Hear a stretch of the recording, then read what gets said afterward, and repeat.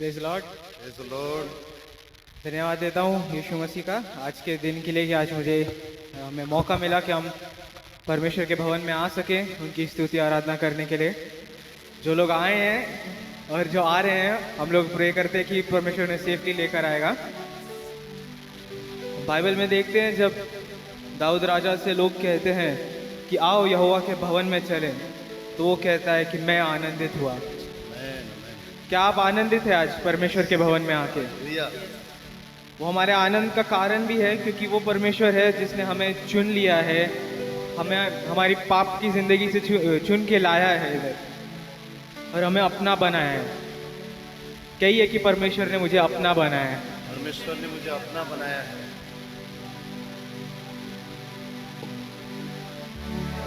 आइए आज की स्तुति और आराधना की हम शुरुआत करेंगे इस पहले गीत के साथ, एक ही नाम यीशु नाम।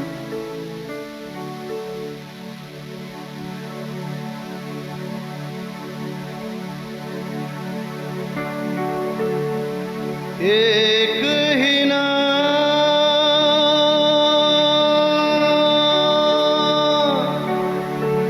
एक ही नाम,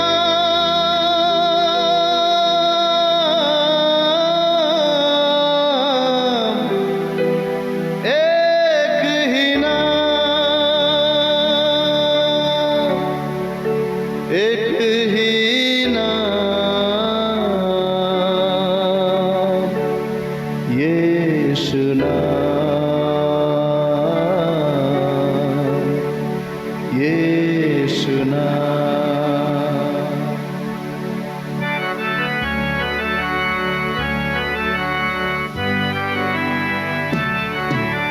तारक नाम यीशु नाम, जय जय नाम यीशु नाम। तारक नाम यीशु नाम, जय जय नाम यीशु नाम। तारक नाम यीशु नाम, जय जय नाम यीशु नाम। तारक नाम यीशु नाम, जय जय नाम यीशु नाम।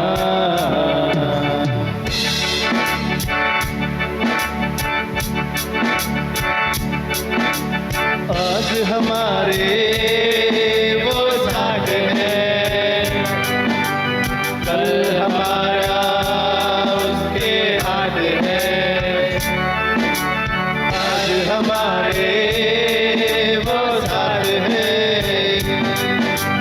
कल हमारा उसके हाथ है।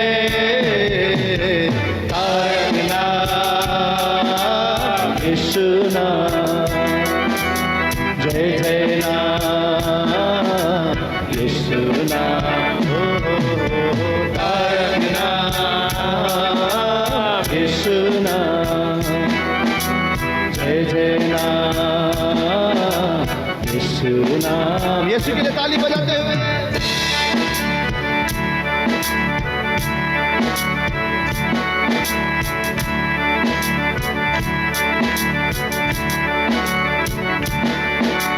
उसके पास जो भी आता है, वो उसे अपनाता है।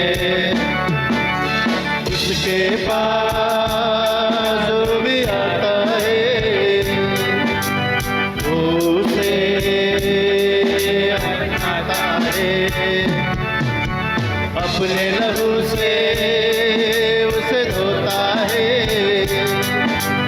तारनहार बन जाता है। तारक नाम यीशु नाम, जय जय नाम यीशु नाम। तारक नाम यीशु नाम, जय जय नाम यीशु नाम।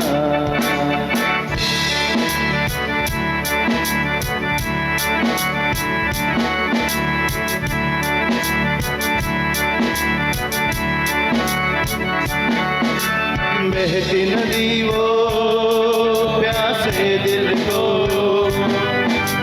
वो सावन है बंजर मन को। बहती नदी वो प्यासे दिल को, वो सावन है बंजर मन को। तारकना यीशु नाम, जय जय नाम यीशु नाम। ओ तारकना यीशु नाम, जय जय नाम यीशु नाम। सारे जहां में बस एक ही है, बस एक ही नाम तारक नाम। सारे जहां में बस एक ही है, बस एक ही नाम तारक नाम। सारे जहां में बस एक ही है, बस एक ही नाम तारक नाम। सारे जहां में बस एक ही है, बस एक ही नाम तारक नाम। तारक नाम, जय जय नाम, जय जय नाम यीशु नाम। यीशु नाम महान है, तुझसा और कोई पवित्र नहीं, और कोई सामर्थ्य नहीं। तू ही जीवन का जल है हमारे यीशु, तू ही हमारा खुदा। वो सारे नामों में ऊंचा, वो तू ही श्रेष्ठ है, तू ही सर्वज्ञानी सर्वव्यापी है। हम तेरी आराधना करते हैं, तू ही जीवन का जल है। ओ हालेलुया। वो जिसके हाथ में हमारा कल था, आज है, आने वाला कल भी है। करुणा और भलाई जीवन भर हमारे लिए। तेरे वादों के लिए धन्यवाद। तू भला प्रभु, तू सबसे ऊंचा, सबसे महान है। तू जिंदा है, तू ही हमारा बल, तू ही हमारी चट्टान है। सारे जहां में बस एक ही है, बस एक ही नाम तारक नाम। सारे जहां में बस एक ही है, बस एक ही नाम तारक नाम। तारक नाम, जय जय नाम, जय जय नाम यीशु नाम, यीशु नाम।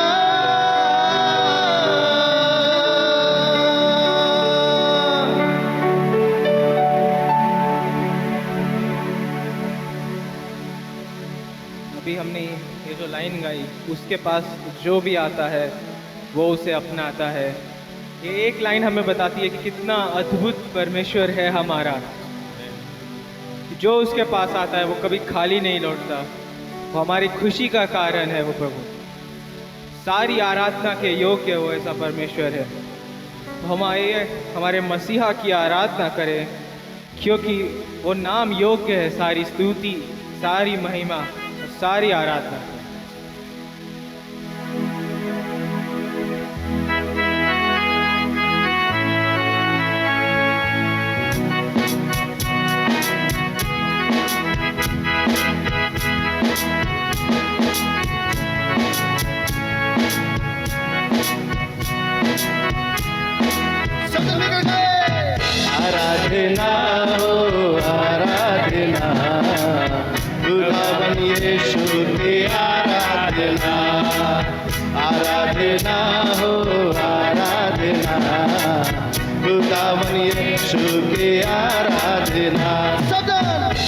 आराधना हो खुदावन यीशु की आराधना आराधना हो आराधना खुदावन यीशु की आराधना ओ मेरे मसीहा की आराधना जीवन दाता की आराधना मेरे मसीहा की आराधना ओ जीवन दाता की आराधना सबको आराधना हो आराधना खुदावन यीशु की आराधना आराधना हो आराधना खुदावन यीशु की आराधना ओ दूतों के संग आराधना स्तुति प्रशंसा आराधना हो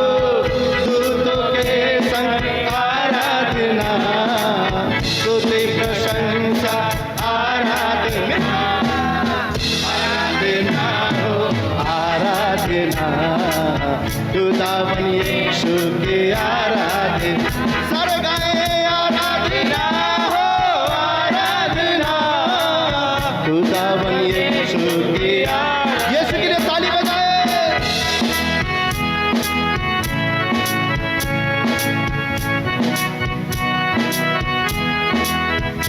ओ दूतों के संग आराधना स्तुति प्रशंसा आराधना दूतों के संग आराधना स्तुति प्रशंसा आराधना हे आराधना हो आराधना खुदावन यीशु की आराधना आराधना हो आराधना खुदावन यीशु की आराधना हाँ पवित्र दिल से आराधना प्रेमी मन से आराधना है पवित्र दिल से आराधना प्रेमी मन से आराधना मिलकर आराधना हो आराधना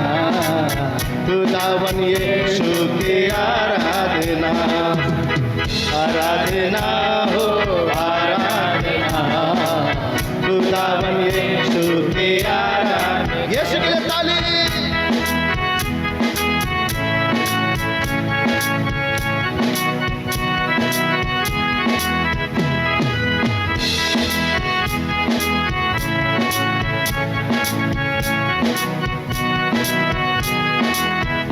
ओ सर्वज्ञानी की आराधना सर्वव्यापी की आराधना सर्वज्ञानी की आराधना सर्वव्यापी की आराधना तालियों के साथ आराधना हो आराधना खुदावन यीशु की आराधना हो आराधना हो आराधना खुदावन यीशु की आराधना मेरे मसीहा की आराधना जीवन दाता की आराधना मेरे मसीहा की आराधना जीवन दाता की आराधना सब जन आनंद के साथ आराधना हो आराधना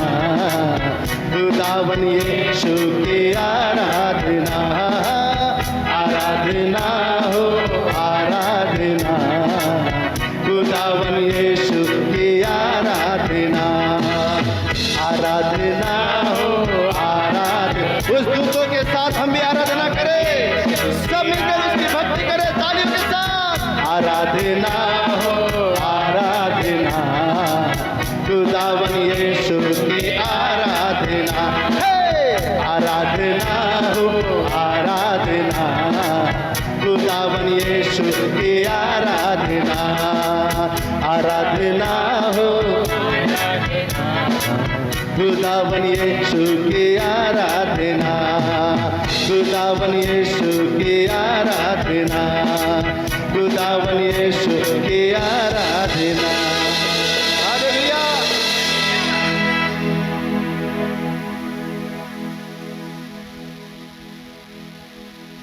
प्रभु यीशु मसीह के लिए मिसाल बनना मतलब सिर्फ हर संडे चर्च आना या फिर सिर्फ रोज़ उठ के प्रेज द लॉर्ड बोलना एक दूसरे से, सिर्फ उतना ही नहीं होता है। मैं एक कहानी आपके साथ शेयर करता हूँ। कहानी नहीं है ये, पर हम जानते हैं कि परमेश्वर की सबसे बड़ी मिसालें अगर हम कह सके आज के हम जानते हैं जिन्हें, वो परमेश्वर के 12 चेले हैं जिन्होंने दुनिया में यीशु मसीह का प्रचार फैलाया था सबसे पहले। उन लोगों के बारे में अगर हम पढ़ते हैं तो उनमें से 4 चेलों को क्रूसीफाई किया गया था। उनमें से 2 को स्वॉर्ड के साथ मारा गया था, या तो सर काटा गया था या तो ऐसे मारा गया था। उनमें से 2 को एक स्पीयर से, भाले से मारा गया था। थॉमस उनमें से एक इंडिया में ही मारा गया था। 2 को पत्थरों से मारा गया था और एक बार्थोलोमेव को जिंदा उसकी चमड़ी उखाड़ के मार दिया गया था। और जॉन जो आखिर में रहा, उसकी मिसाल है कि परमेश्वर बाइबल की आखिरी किताब उसने लिखी है, रेवलेशंस परमेश्वर ने उसको दिया।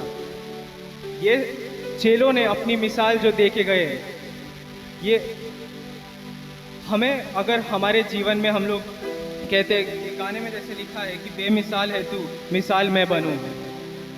हमें हमारे जीवन में, अब हम इनके लेवल पे तो नहीं जा सकते कि चेलों के जैसे कि जितना उन लोगों ने किया, बट हमें इतने से संतुष्टि नहीं रखनी है कि मैं संडे चर्च जा रहा हूँ, मैं सबको प्रेज द लॉर्ड बोल रहा हूँ, मैं एक बार 15 मिनट दिन में प्रेयर कर रहा हूँ तो मैं मिसाल बन गया हूँ परमेश्वर के लिए, मैं हो गया है मेरी ओर से मेरा। हमें हमारा जीवन इस तरीके से जीना है कि हमारे जीवन के थ्रू परमेश्वर का प्यार लोगों में दिखे।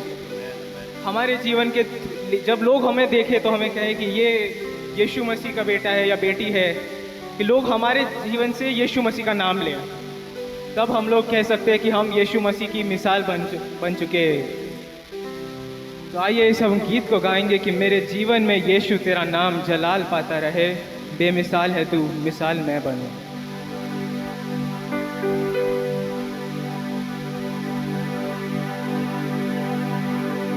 बेमिसाल है तू, मैं मिसाल बनूं, तू कामिल है मैं भी कमाल बनूं। बेमिसाल है तू, मैं मिसाल बनूं, तू कामिल है मैं भी कमाल बनूं।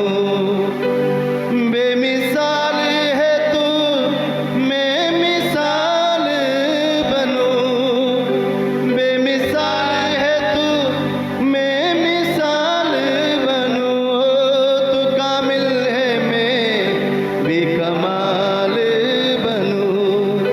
दुनिया का नूर है यीशु, मेरी राहें सजाता रहे। सब हाथ को उठाकर, ओ मेरा उठना बैठना, और मेरा उठना बैठना और चलना तुझे भाता रहे। शब्द गाएंगे, मेरे जीवन में यीशु तेरा नाम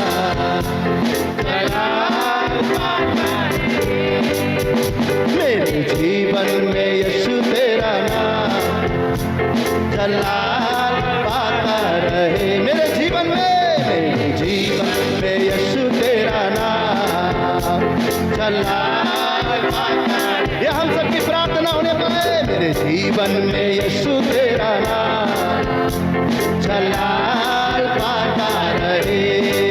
ओ मेरा उठना बैठना, और मेरा उठना बैठना और चलना तुझे भाता रहे। मेरा जीवन में यीशु तेरा नाम जलाल पाता रहे। हालेलुया। मेरे जीवन में यीशु तेरा नाम जलाल पाता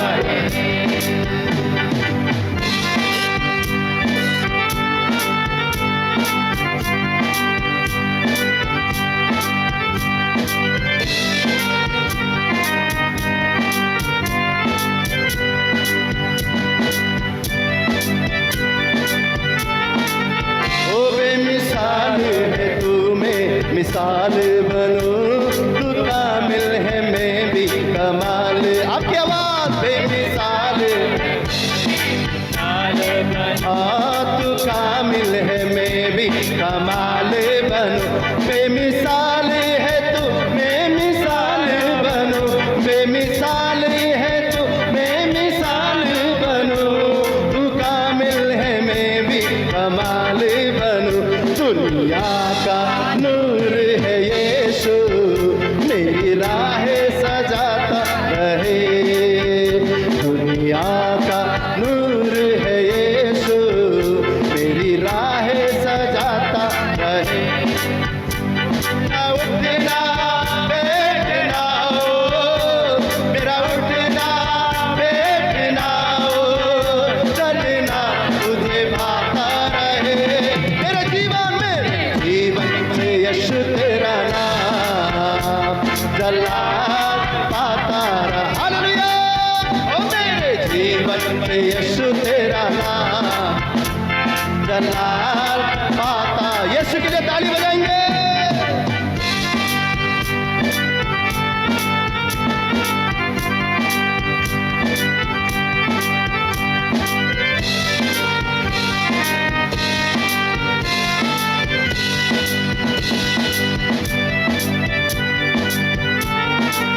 ओ मेरी सोचों में तू, मेरे ख्वाबों में तू, मेरे सारे सवालों जवाबों में तू, गाए मेरी सोचों में तू, ओ मेरे सारे सवालों जवाबों में तू, मेरी सोचों में तू, मेरे ख्वाबों में तू, मेरे सोचों में तू, मेरे ख्वाबों में तू, मेरे सारे सवालों जवाबों में तू। जब भी तुझे पुकारो तेरा रूह मुझ पे आता रहे। हालेलुया, जब भी तुझे पुकारो तेरा रूह मुझ में आता रहे। मिलकर गाए, ओ मेरा उठना बैठना हो, मेरा उठना बैठना हो, चलना तुझे भाता रहे। हालेलुया, मेरे जीवन में यीशु तेरा नाम जलाल पाता रहे। सब मिलकर गाए, मेरे जीवन में जलाल पाता रहे। तालियां यीशु के लिए।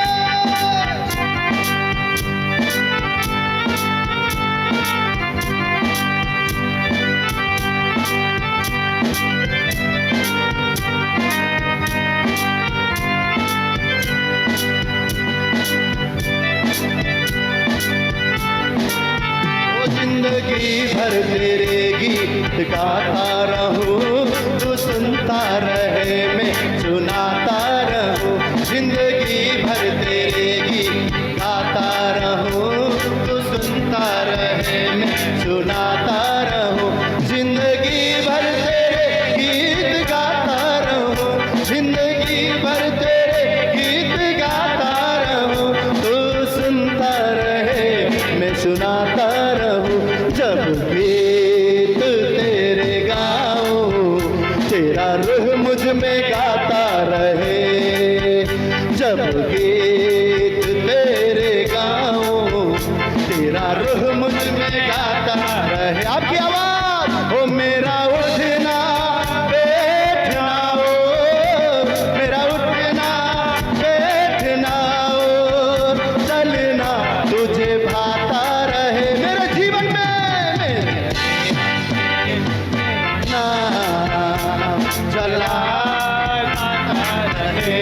सदा मेरे जीवन में यीशु तेरा नाम जलाल पाता रहे। ओ मेरा उठना बैठना हो, मेरा उठना बैठना हो, चलना तुझे भाता रहे। आपकी आवाज, ओ मेरे जीवन में तेरा नाम जलाल पाता रहे, ओ मेरे जीवन में यीशु तेरा नाम जलाल पाता रहे, जलाल पाता रहे।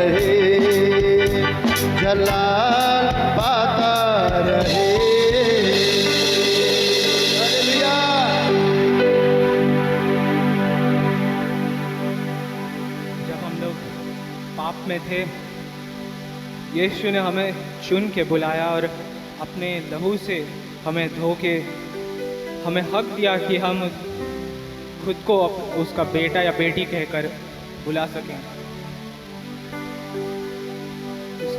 उसने क्योंकि वो हमसे प्यार करता है, क्योंकि वो ऐसा परमेश्वर है जो आज भी हम उसे जब कोई भी प्रॉब्लम में जब बुलाते हैं तो हमें छुड़ाता है, हमें संभालता है, हमें आज़ाद करता है। कहे कि अब्बा पिता, हमें हक है तुझे अब्बा पिता बुलाने का, क्योंकि हमें प्यार है तुझसे। आइए हम स्तुति और आराधना में अभी जाएं, बने रहें।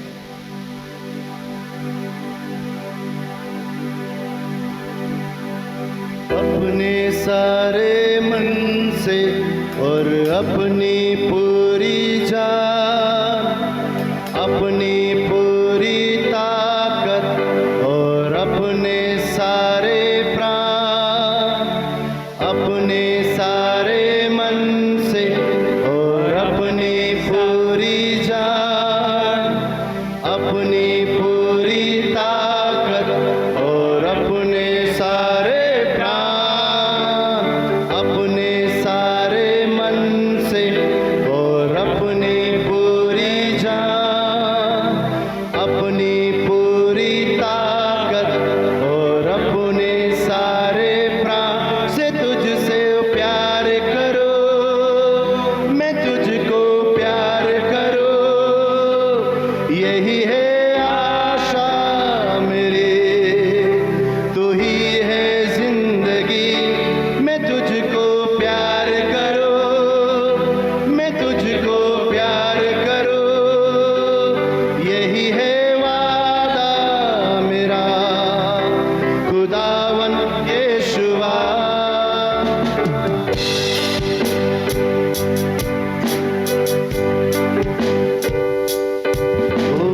अपने सारे मन से और अपनी पूरी जान, अपनी पूरी ताकत और अपने सारे प्राण, अपने सारे मन से और अपनी पूरी जान, अपनी पूरी ताकत और अपने सारे प्राण से तुझको प्यार करो, मैं तुझको प्यार करो, यही है आशा मेरी, तू ही है जिंदगी, मैं तुझको प्यार करो, मैं तुझको प्यार करो, यही है वादा मेरा खुदावन यीशुआ। मैं तुझको प्यार करो, मैं तुझको प्यार करो, यही है आशा मेरी, तू ही है जिंदगी, मैं तुझको प्यार करो, मैं तुझको प्यार करो, यही है वादा मेरा खुदावन यीशुआ। एक तू ही है राजा और तू मेरा पिता, तेरी बादशाहत आज और हमेशा हो। एक तू ही है राजा और तू मेरा पिता, तेरी बादशाहत आज और हमेशा। मैं तुझको प्यार करो, मैं तुझको प्यार करो, यही है आशा मेरी, तू ही है जिंदगी, मैं तुझको प्यार करो, मैं तुझको प्यार करो, यही है वादा मेरा खुदावन यीशुआ। हक है, हक है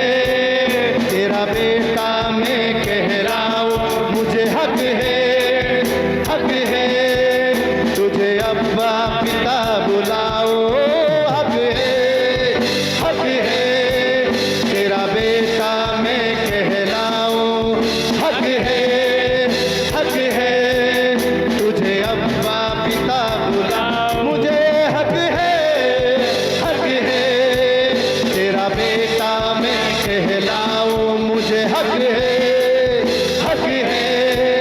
तुझे अब्बा पिता बुलाओ, हक है वो हक है तेरा बेटा मैं कहलाऊं मुझे हक है तुझे अब्बा पिता बुलाओ, मुझे हक है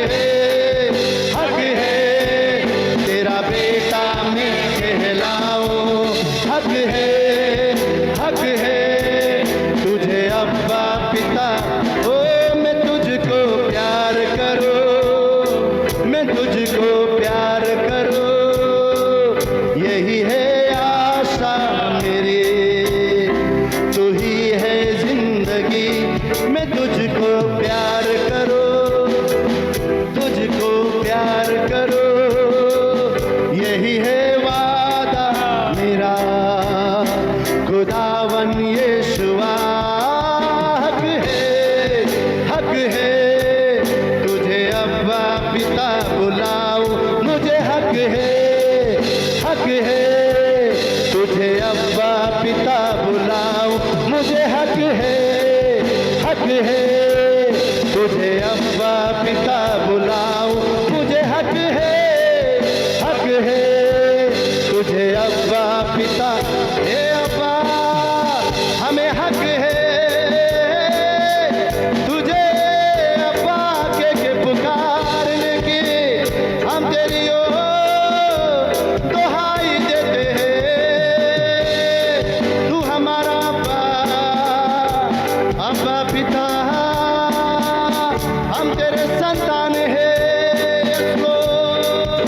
we thank you, हम तुझे धन्यवाद देते हैं कि यीशु तेरे लहू ने हमारे अपराधों को मिटाकर हमें पिता से मिलाया है, वो धन्यवाद अब्बा पिता, अपना एकलौता पुत्र देकर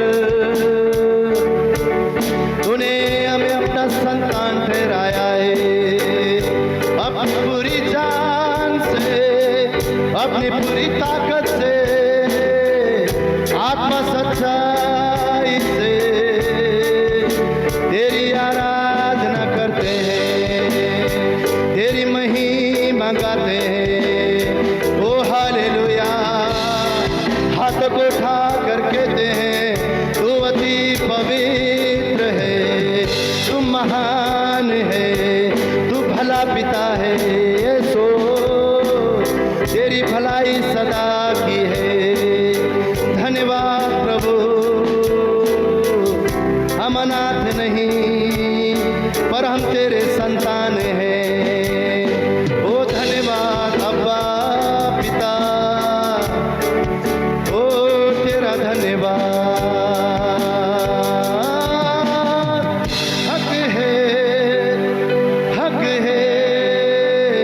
तेरा बेटा मैं कहलाऊं, मुझे हक है तुझे अब्बा पिता बुलाऊं, हक है तेरा बेटा मैं कहलाऊं, मुझे हक है तुझे अब्बा पिता बुलाऊं,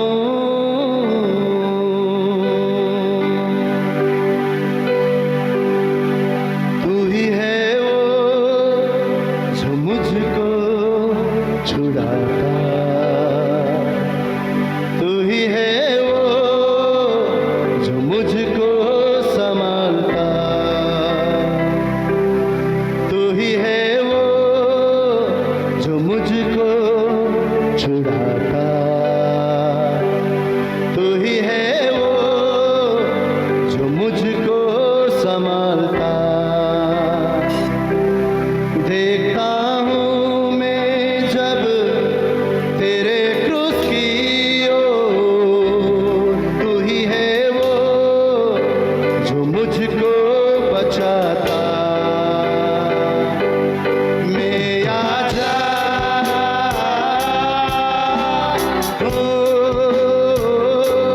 मैं आजा तेरे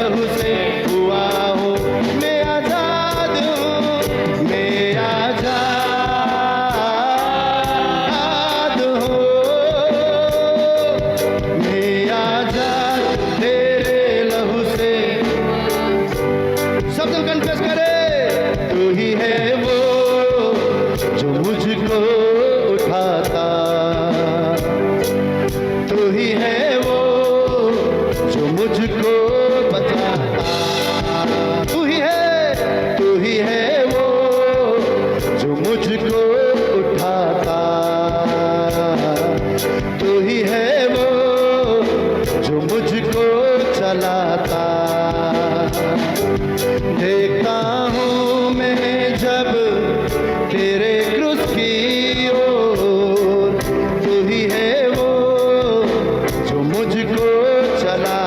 आपकी आवाज में घोष करे, मैं आजाद हो, मैं आजाद तेरे लहू से हुआ हो। यीशु राजा, मैं आजाद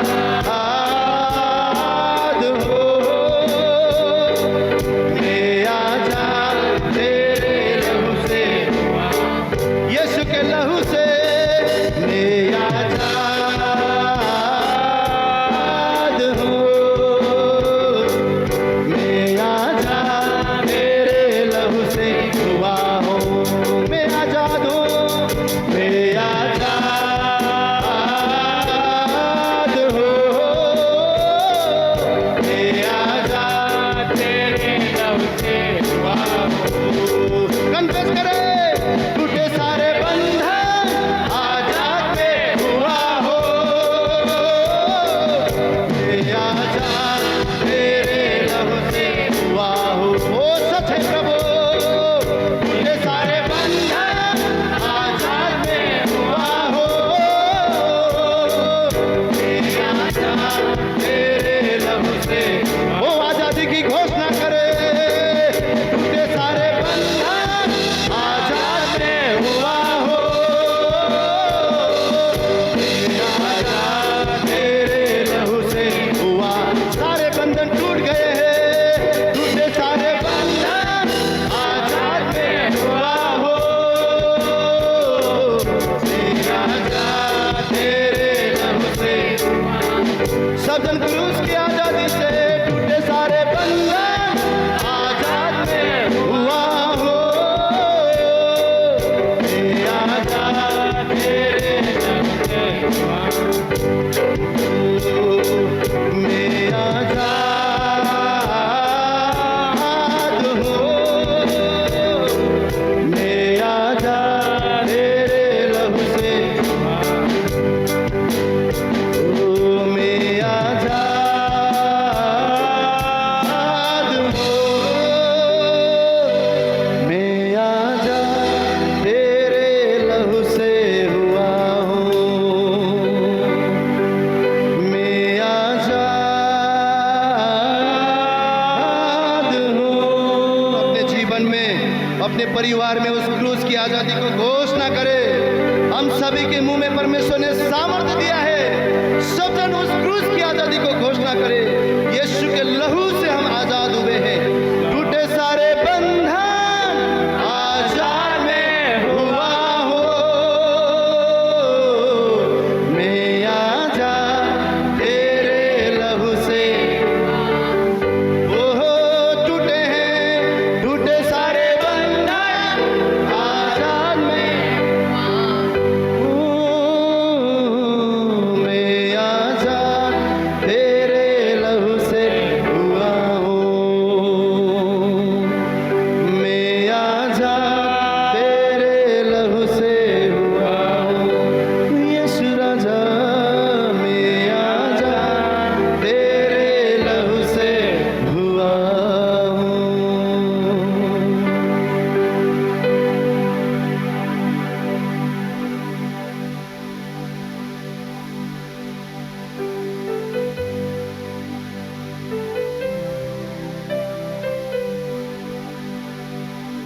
धन्यवाद देते हैं यीशु आज के सुंदर दिन के लिए, सुंदर स्तुति आराधना हम कर पाए यीशु।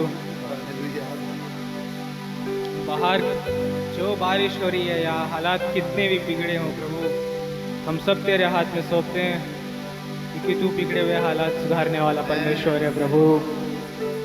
हमें कोई टेंशन लेने की ज़रूरत नहीं है कि न्यूज़ में क्या अलर्ट आ रहा है कि क्या आ रहा है, क्योंकि तू हम सबको संभालने वाला, तूने हम सबको चुना हुआ है, हम सबको संभालेगा तू प्रभु, ये हम जानते हैं प्रभु।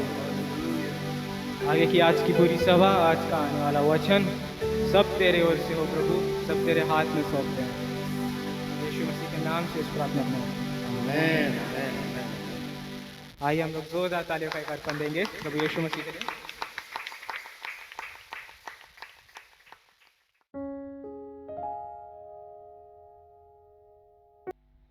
हम लोग खोलेंगे यूहन्ना का पुस्तक, उसका 15 अध्याय और उसका 16 वचन।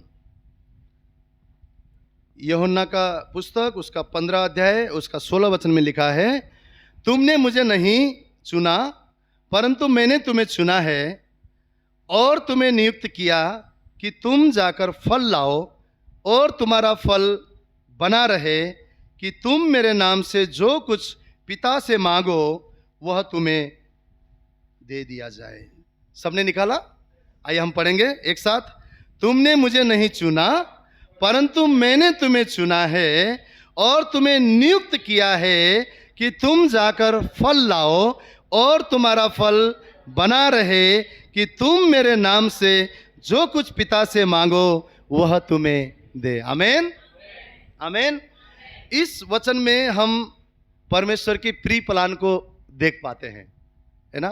पहले पोस्ट पेड प्रीपेड हम सब ने यूज किया है।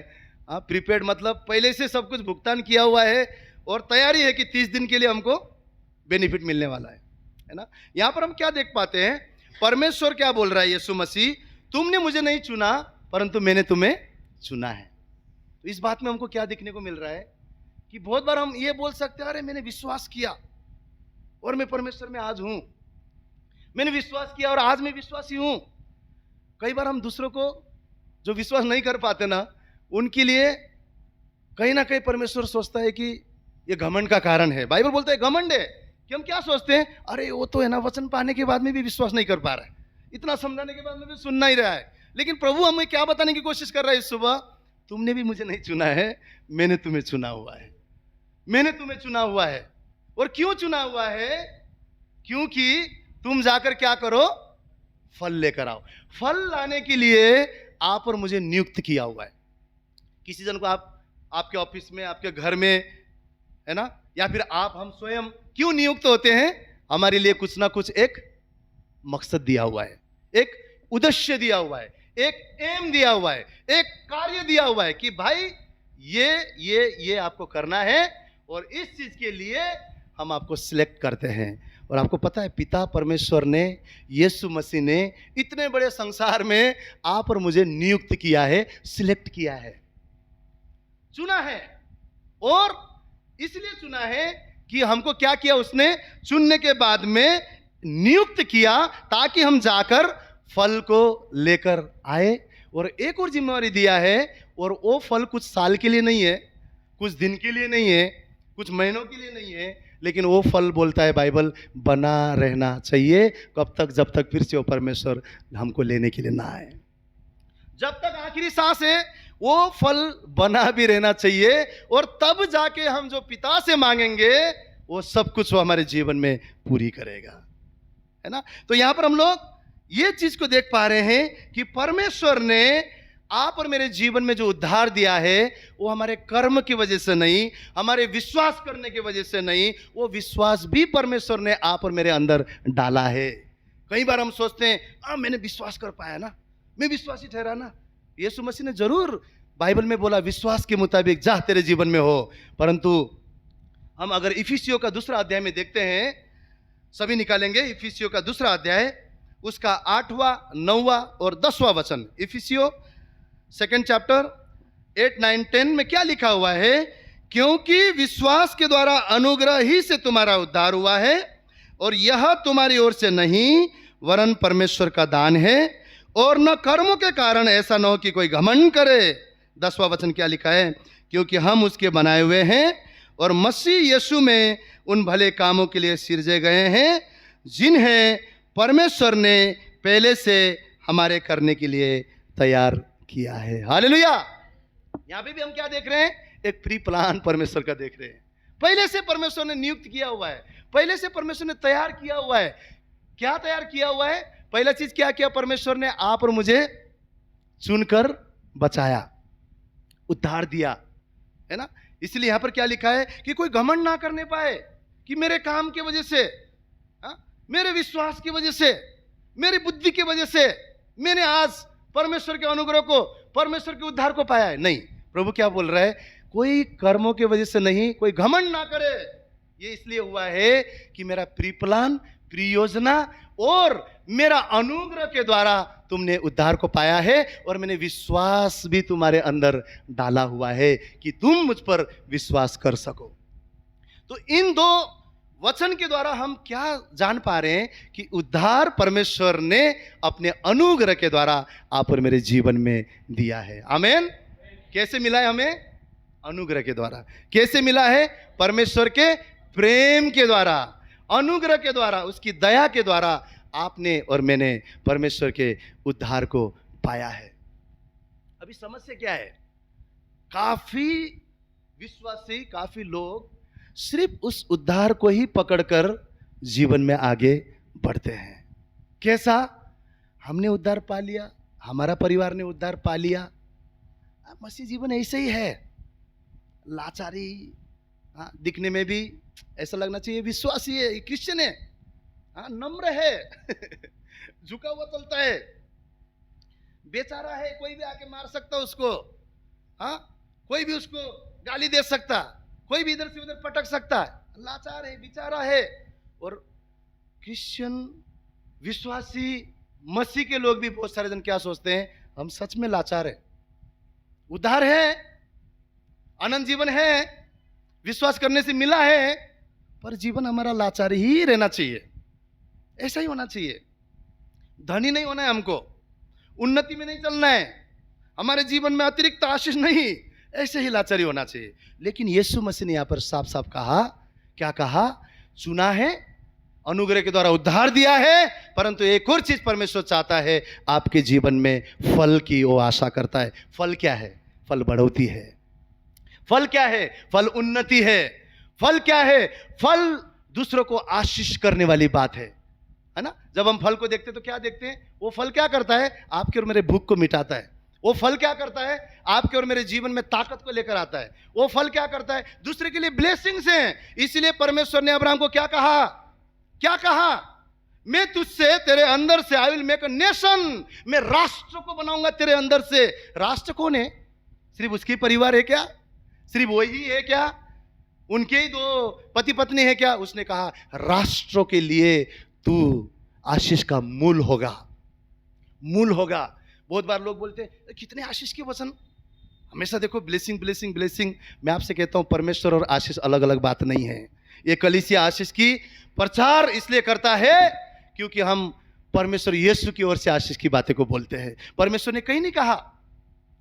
ऐसा हो सकता है कि जहां परमेश्वर है वहां कमी घटी हो, ऐसा हो सकता है कि जहां परमेश्वर है वहां पे लाचारी हो, ऐसा हो सकता है कि जहां पर परमेश्वर है वहां पर किसी भी चीज की हो, वहां पर तृप्ति ना हो, किसी भी चीज की वहां पर पूरी तरह से वहां पर बढ़ोतरी ना हो, उन्नति ना हो। परमेश्वर क्या बोलता है? मैं जहां हूं वहां पर भरपूरी का आशीष है। आशीष और परमेश्वर अलग अलग नहीं है। जहां परमेश्वर है वहां आशीष है। जब परमेश्वर स्वयं धरती पर आया, आशीष को लेकर आया। जब स्वयं परमेश्वर हमें बोलता है मुझे पुकार, आशीष के लिए बोलता है। जब अब्राहम को उसने चुना, सबसे पहले बोला मैं तेरे अंदर से जातियां बनाऊंगा, देश बनाऊंगा, नेशन बनाऊंगा, तू कईयों के लिए आशीष का मूल ठहरेगा। ब्लेसिंग्स के लिए परमेश्वर, ब्लेसिंग क्या है? फल है, फल है। आत्मा का फल भी क्या है? आप सभी जानते हैं, पवित्र आत्मा का फल है आत्मा में, है ना? क्या है? किसी को याद है? प्रेम, आनंद, शांति, धीरज, कृपा, भलाई और विश्वास, नम्रता, संयम। ये विश्वासी जीवन में आत्मा का फल है। लेकिन यहां पर हम लोग क्या देख रहे हैं? आत्मा के फल के साथ साथ जीवन की बढ़ोतरी। मैंने एक बार बहुत पहले भी एक उदाहरण दिया था। कोई अगर जिम में जाता है, हाँ, सिर्फ राइट हैंड का बॉडी बना के इतना बड़ा और लेफ्ट हैंड में कुछ नहीं, ऐसा होगा क्या? नहीं होगा। कैसा दिखेगा वो? हाँ, सिर्फ एक ही हाथ लेके चल रहे, ऐसा होगा? नहीं होगा, नहीं होगा। कमर से लेकर ऊपर एकदम बॉडी बिल्डर है, हाथ पैर पूरे कमजोर है, ऐसा होगा? नहीं होगा। आप अगर एक्सरसाइज करते हैं, जिम जाते हैं, आपका पूरा बॉडी पूरी तरह से फिट होता है ना? तो परमेश्वर का आशीष ऐसा है क्या? आप सिर्फ एक ही बात में उन्नति करते रहेंगे और बाकी के सारे चीज में आप स्ट्रगल करते रहेंगे? नहीं। भरपूरी का मतलब क्या है? उमड़ता हुआ प्याला। किसी भी क्षेत्र में परमेश्वर आपको पूछ नहीं, हर जगह पर परमेश्वर आपको सर ठहराएगा, सर ठहराएगा, आपको ब्लेस करेगा। आपका आना आशीष होगा, आपका जाना आशीष होगा। जो भूमि पे आप पैर रखेंगे वो भूमि परमेश्वर आपके नाम में करेगा। जिस चीज को आप हाथ लगाओगे उस चीज में आशीष होगा। क्यों? उसी के लिए परमेश्वर ने आपको नियुक्त किया है, नियुक्त किया है ना। एक बार यीशु मसीह जा रहे थे, अंजीर के पेड़ को देखा बाइबल बोलता है उनको भूख लगा था। देखा तो उसमें क्या था? फल लगा हुआ था ना? नहीं था फल ही नहीं था। और यीशु मसीह ने लिटरली बाइबल में बोला है, यीशु मसीह ने उसको श्राप दिया और अंजीर का पेड़ सूख गया, सूख गया। विश्वासी जीवन लाचारी का जीवन नहीं है। विश्वासी का जीवन हमेशा कमी घटी, दर्द तकलीफ सहन सहन नहीं। विश्वासी का जीवन परमेश्वर की उपस्थिति में आशीष भरपूरी का जीवन है। मैं सिर्फ पैसों की बात नहीं कर रहा हूं, बाइबल बोलता है धन की बात भी करता है। संसार में भी धन है, पर फर्क क्या है पता है? जो धन संसार की ओर से उसमें दुख है, पर जो यहोवा की ओर से धन है उसमें कोई भी वो दुख नहीं मिलाता। बाइबल क्या बोलता है? जो आशीष मैं तुझे देता हूं उसमें मैं कोई भी दुख को नहीं मिलाता। परमेश्वर समृद्धि करना चाहता है, परमेश्वर बढ़ोतरी करना चाहता है। कितने जन बढ़ना चाहते हैं? हाथ को ऊपर करेंगे। हालेलुया। कितने जन बढ़ना चाहते हैं? अपने हर एरिया में, अपने हर क्षेत्र में आप शरीर में निरोगी रहेंगे, आप आत्मा में बलवंत होंगे, आप फाइनेंस में बलवंत होंगे, आप आत्मिक जीवन में उन्नति पाते जाएंगे, आप विश्वास में मजबूत उस सिय्योन पर्वत के समान होंगे। आपको देखकर लोग बोलेंगे यार ये इंसान खड़ा हो सकता तो मैं क्यों नहीं हो सकता। आप दूसरों के लिए आशीष बनेंगे, आशीष बनेंगे। इसी के लिए परमेश्वर ने अब्राहम को चुना, अब्राहम को चुना और बोला तुझसे जाति बनाऊंगा। आज हम बहुत बार उस उद्धार से खुश हो जाते हैं। जरूर वो उद्धार हमारे लिए बहुत ही कीमती है, परंतु यीशु मसीह ने क्या बोला? फल तुम्हारे जीवन में लेकर आना जरूरी है। क्यों? क्यों? क्योंकि उद्धार से तो सिर्फ हमारा ही भलाई हो रहा है ना, सिर्फ हम ही परमेश्वर के पास जा रहे हैं, हमारे उन्नति हो रहा है। लेकिन फल से आपका जीवन दूसरे के लिए आशीर्वाद होगा, फल से आपके जीवन में दूसरों की उन्नति होगा, फल से आपके जीवन में दूसरे लोग तृप्त होंगे, फल से आपके जीवन में कहीं खोए हुए लोग परमेश्वर के अनुग्रह के पास आएंगे। क्योंकि परमेश्वर यीशु मसीह की इच्छा है कि आपका फल बना रहे, आप फलवंत रहें और आपके जीवन के द्वारा लोग आशीष को पाए। ये चीज हमें जानने की जरूरत है। परमेश्वर ने हमें सिर्फ उद्धार के लिए नहीं चुना है, लेकिन एक उद्देश्य के लिए चुना है। सब जन कहेंगे उद्देश्य के लिए, उद्देश्य के लिए, एम के लिए, योजना के लिए, कार्य के लिए मुझे परमेश्वर ने चुना है, परमेश्वर ने चुना है। हालेलुया। जब हम ये समझ जाएंगे देन ओनली हम उद्धार से आगे बढ़कर, ओ प्रभु धन्यवाद तूने उद्धार दिया, सिर्फ विश्वास के द्वारा तेरे अनुग्रह प्रभु ऐसा मेरे अंदर विश्वास दिया कि मैं तुझे जान सका, धन्यवाद उस उद्धार के लिए। परंतु अब अगला काम क्या है? अगला काम फल लाना है। अगला काम हमारे जीवन में बढ़ोतरी को लेकर आना है, हर तरफ से हमारा जीवन बढ़ने पाए और हम कईयों के लिए आशीष का कारण ठहरने पाए। इसी प्रकार हम अब्राहम के जीवन में परमेश्वर के कार्य को देखते हैं। और जितने जन उद्धार के बाद बढ़ोतरी को अपने जीवन में चाहते हैं उनके लिए परमेश्वर के पास, परमेश्वर के वचन में एक शर्त है। उद्धार तो हमें बिना शर्त का मिला ना, कुछ करना पड़ा क्या? 1000 नारियल, खाली पैर, पहाड़ों पे चढ़ के, कष्ट दे के, अपने आप को मार के, पूरा गांव को खिला के, बहुत कुछ गुलाटी मार के, ऐसा करना पड़ा? नहीं करना पड़ा। सिर्फ विश्वास करा, वो भी परमेश्वर ने नियुक्त किया हुआ, वो भी परमेश्वर ने अपनी इच्छा के मुताबिक बुलाए हुए। बाइबल क्या बोलता है? चुने हुए बहुत है पर, बुलाए हुए बहुत है पर चुने हुए कम है। क्यों? क्यों? बाइबल 3:16 में क्या बोलता है? यूहन्ना में परमेश्वर ने जगत से प्यार किया, पर सब जगत के लिए उद्धार है क्या? नहीं है। उसमें भी एक सिलेक्शन है, चुना हुआ है, चुना हुआ है, चुना हुआ है।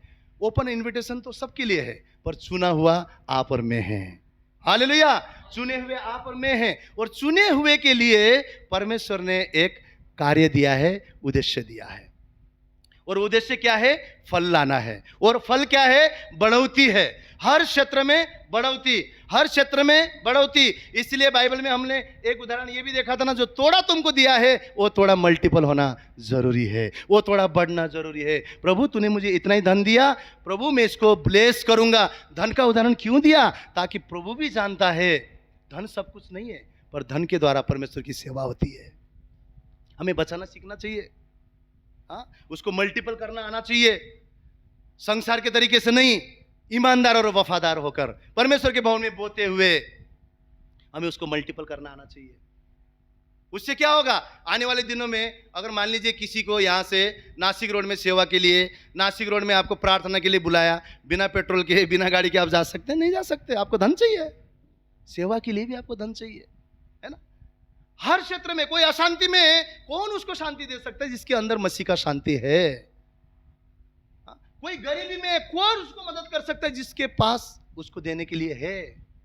परमेश्वर क्या बोल रहा है? तुम्हारे अंदर फल, अर्थात जो नीड, जो जरूरत में है, वो चाहे फाइनेंशियल हो, आर्थिक हो, शारीरिक हो, मानसिक हो, आत्मिक हो, किसी भी घटी में कोई है तो तुम्हारे पास दूसरों के लिए देने को हो।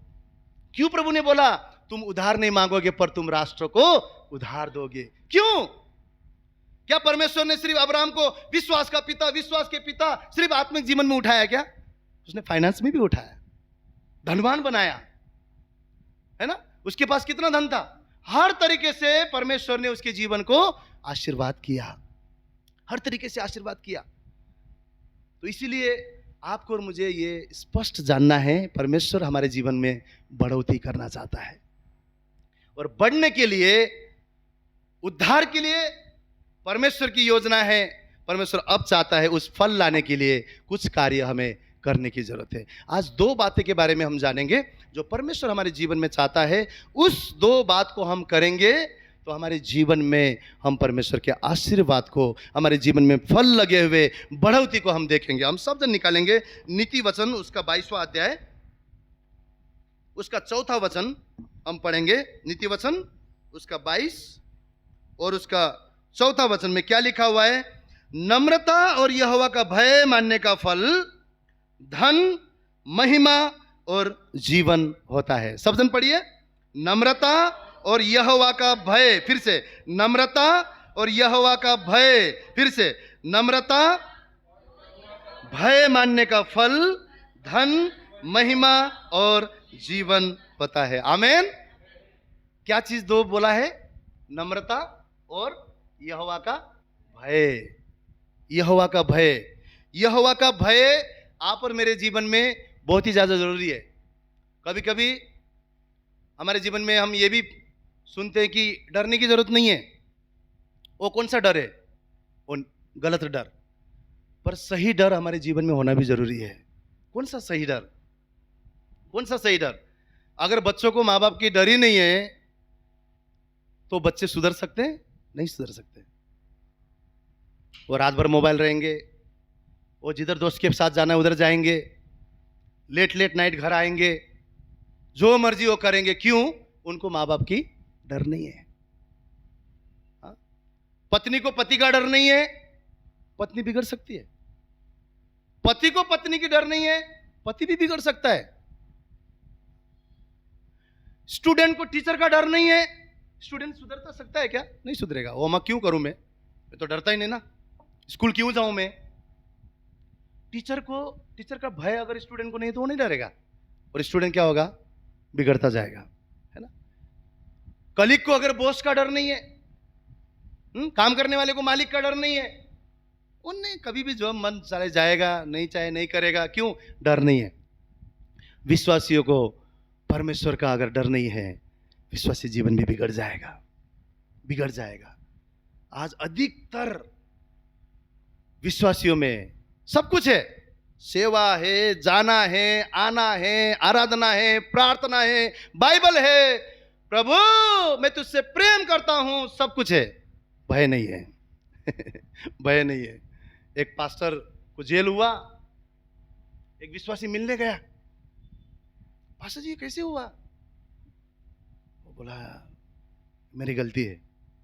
बोले नहीं नहीं कैसे हुआ, ये हो नहीं सकता, आपको फंसाया गया होगा, ये नहीं हो सकता। आप इतने प्रार्थना में, वचन में, पूरा चर्च को सिखाने वाले इंसान, नहीं हो सकता है। फिर पास्टर रोते हुए बोला एक्चुअली ये मैं नहीं किया है, ये हुआ है।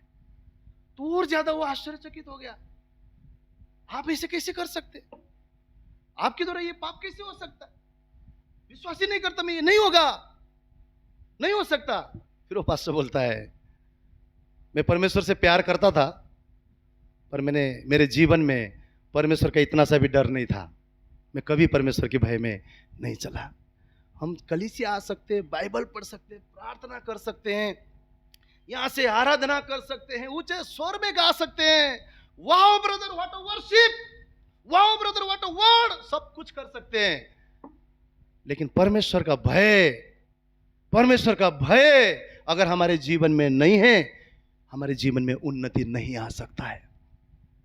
वो भले सिर्फ धन की तरफ आप देख के बोलेंगे धन धन धन, सिर्फ उसकी उन्नति की बात नहीं कर रहे हैं। हमने क्या सोचा, चारों तरफ से आपका जीवन उन्नति होगा, आप शांति में होंगे, वो आप पवित्रता में होंगे, आपके घर में, आपके जीवन में। क्या है पवित्रता, क्या है परमेश्वर का भय मानना? आपका पब्लिक जीवन और आपका कोठरी का जीवन सेम होना चाहिए। मेरा जीवन, आपका जीवन पब्लिक में भी और उस कोठरी में भी, उजियाले में भी, अंधेरे में भी सेम होना चाहिए। परमेश्वर का भय क्या है? क्या है परमेश्वर का भय? सिंपल वर्ड में, जो परमेश्वर को अच्छा लगता है वो आप और मुझे अच्छा लगता है, जो परमेश्वर को पसंद नहीं है वो आप और मुझे पसंद नहीं है। ये परमेश्वर का भय है, परमेश्वर का भय है। तो बाइबल हमें क्या सिखा रहा है? अगर हम परमेश्वर के भय मानते हैं तो पहला चीज क्या बोला, हमें क्या मिलेगा?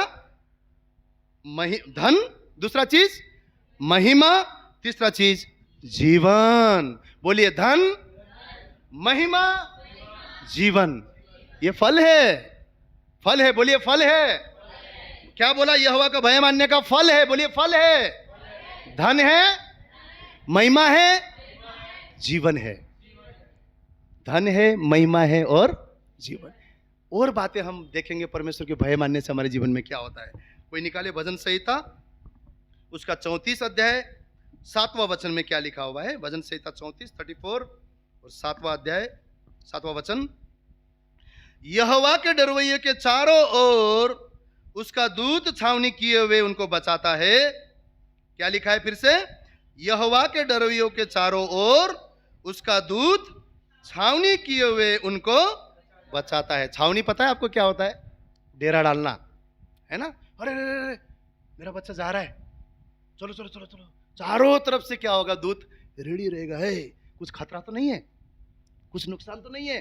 शुरू में जब मेरा प्रभु में था तो मैं हर बात के लिए ना घबरा नहीं करे, घर में अकेले कुछ होगा तो नहीं, और इधर से आए नहीं कुछ हुआ तो नहीं, शैतान ऐसा डर डालने का, अविश्वास डालने का।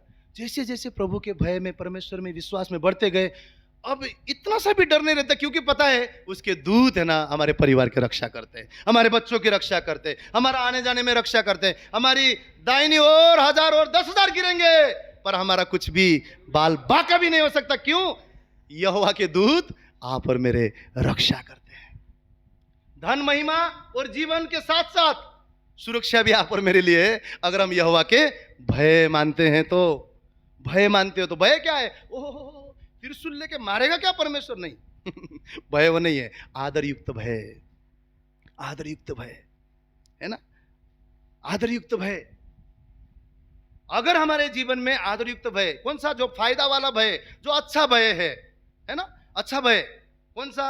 अगर पास्टर बोलते हैं लास्ट संडे कहां थे, और विश्वासी बोलता है हमारे घर में ना मेहमान आ गए थे, तो उनको थोड़ा इडली उडली खिलाना पड़ेगा ना सर, थोड़ा उनका, तो इसलिए आ नहीं पाए, पास्टर डांटते। हाँ, और विश्वासी सोचता अरे बहुत कड़क पास्टर है, बहुत डांट दिया, इंसल्ट कर दिया। लेकिन वो डांटना, है ना, वो उनका बोलना, वो जो भय है वो गलत भय है क्या? नहीं है। वो भय होना चाहिए विश्वासी को। अरे मैं चल जाना जरूरी है, मुझे समय में पहुंचना जरूरी है, मुझे करना जरूरी है। मेरी जिम्मेवारी दिया हुआ है। वो ऐसा है क्या पास्टर मुझे मारेंगे? नहीं, आदरयुक्त भय है। नहीं, मुझे जाना है, मुझे जाना है, मुझे ये काम दिया है, मुझे वो काम दिया है, मुझे करना है। आदरयुक्त भय है ना। हमारे बच्चे बिगड़ जाएंगे तो हम उनको डांटना पड़ेगा, उनको डर होना चाहिए, उनको भय होना चाहिए। तो ये आदरयुक्त भय है। हमारा परमेश्वर भस्म करने वाला आग जरूर है लेकिन नहीं माना क्या, चलो भस्म, ऐसा नहीं है ना। त्रिशूल लेके खड़ा नहीं है मारने के लिए, नहीं। अनुग्रहकारी परमेश्वर है, लेकिन वो क्या चाहता है, हम उसके आदरयुक्त भय रखें। क्या है भय? उसके आदेशों को मानना, उसकी आज्ञाओं को मानना। जो प्रभु ने बोला वो मैं करूंगा। प्रभु ये तेरे लिए ठीक है ना? हाँ, मेरे लिए भी ठीक है। प्रभु ये तेरे लिए गलत है ना? प्रभु मेरे लिए भी गलत है। ये क्या है? आदरयुक्त भय। अगर हमारा जीवन भय में रहेगा तो परमेश्वर ने बोला ना सिर्फ तुम धनवान होंगे, ना सिर्फ तुम महिमा से महिमा की ओर बढ़ोगे, ना सिर्फ तुम जीवन को पाओगे अनंत काल के, परंतु सुरक्षा करने वाले दूत भी मैं मुहैया करूंगा। जहां तू जाएगा मेरे दूत तेरी रक्षा करेंगे। हालेलुया। तेरे सरहदों पर मेरी नजर रहेगा। कोई दुष्ट तेरे डेरों के अंदर नहीं आ सकता, कोई बीमारी, कोई मरी तेरे घरों के अंदर नहीं आ सकता। कोई संसार की मुसीबतें, तूफान, आंधी भले आए, लेकिन कोई तुझे डुबा नहीं सकता, नाश नहीं कर सकता। मेरी नजर तेरे सरहदों पर है। मेरे दूत की छावनी, मेरे दूतों की डेरा तेरे जीवन के चारों तरफ है। कब? जब आप और मैं उस खुदावन की भय में मानेंगे, भय में चलेंगे, आदर करते हुए चलेंगे। आज इतने बारिश में मैं आपसे कहता हूं, आप लोग ब्लेस्ड लोग और खुदा की भय मानने वाले लोग हैं, परमेश्वर की इज्जत करने वाले लोग हैं, परमेश्वर के रिस्पेक्ट करने वाले लोग हैं। मैं बोलता हूं जो परमेश्वर के लिए खड़ा रहता है ना, यीशु मसीह बोलता है स्वर्ग में मैं उसके लिए खड़ा रहता हूं। ऐसे बारिशों में लविका और मैं भीगते हुए हम लोग 15 किलोमीटर 16 किलोमीटर नासिक रोड जाते थे। 10 बजे चर्च रहता था, 9:30 बजे चर्च रहता था। आई गेस हम लोग घर से 1.5-2 घंटा पहले जाके सारे कपड़े को निचोड़ के कैरी बैग में डाल के दूसरा कपड़ा जो लेकर जाते थे पहन पान के 9:30 बजे सब आते समय रेडी रहते थे, किसी को पता भी नहीं रहता था। लेकिन उसको पता है आप प्रभु के लिए क्या करते हैं ना, उसको पता है, उसको पता है। एक गिलास पानी में भी आशीर्वाद लौटा के देने वाला परमेश्वर, आप इतना कष्ट करके उसके भवन में आते हैं, क्या आपको ब्लेस नहीं करेगा? क्या आपको आशीष नहीं करेगा? क्या आपको क्राउन नहीं देगा? क्या वो बोलेगा नहीं ओ मेरे संतान मेरे लिए खड़ा था, मेरे लिए खड़ा था। यीशु ने बोला जो यहां पर खड़ा रहेगा ना, पिता के पास मैं उसके लिए गवाह बनकर खड़ा रहूंगा, वो हमारे लिए खड़ा रहेगा। तो कभी ना सोचे कोई नहीं आया, मैं भी नहीं जाना चाहिए था। नहीं आप भय मानने वाले लोग हैं, आप आशीषित लोग हैं। हालेलुया। आप ब्लेस्ड लोग हैं, इसलिए आज परमेश्वर के भवन में है। इसका मतलब बाकी नहीं है, ऐसा मैं नहीं बोल रहा हूं, लेकिन हमने हमेशा देना है परमेश्वर को आदर। कुछ भी हो जाए, कुछ भी हो जाए। इतने बारिश में अगर हमारा ट्रेन रहता तो हम जाते, इतने बारिश में अगर फ्लाइट होता तो जाते, इतने बारिश में अगर एग्जाम बोलते तो जाते, फिर चर्च क्यों नहीं है? लविका में अभी आते समय उधर कुछ एक अन्य सभा संसार का बहुत बड़ा कुछ चल रहा है, 100-150 कार गाड़ी लगे हुए। किसके लिए? प्रवचन के लिए। अरे ये तो सच्चा जीवित वचन है, उसके लिए किधर है लोग? किधर है? किधर है? हाँ ब्रदर बहुत सुनाते हैं किधर? ये मेरे लिए।